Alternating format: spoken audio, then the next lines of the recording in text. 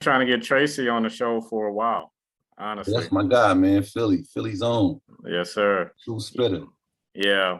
And you both attended Howard University. Why did you choose Howard, and just talk about your HBCU experience? It's so shallow, but I'll tell you the truth.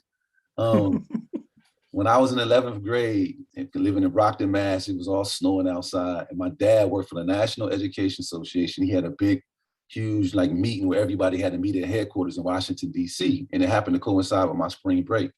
And he was like, hey, man, you want to roll with me to D.C.? And I was like, is that a trick question? Yeah. So, I rolled with Pops, to D.C. And while he was having this meeting, it was on a Friday at 11:45. He dropped me off at Howard while he went down a couple of blocks, down the block where his headquarters was. And I was sitting on the steps in front of the Fine Arts Building, looking directly across at the clock tower, the big, huge one against the top of the library. And to my right was Douglas, and to my left was Locke. And so I didn't know, I was just at Howard feeling cool about being on the college campus, because I had grown up on the Alabama State campus. So I was comparing it. 12 o'clock hit, that clock said, doo, doo, doo, doo. All the doors open in a flurry, like boom. And out came pouring from every egress imaginable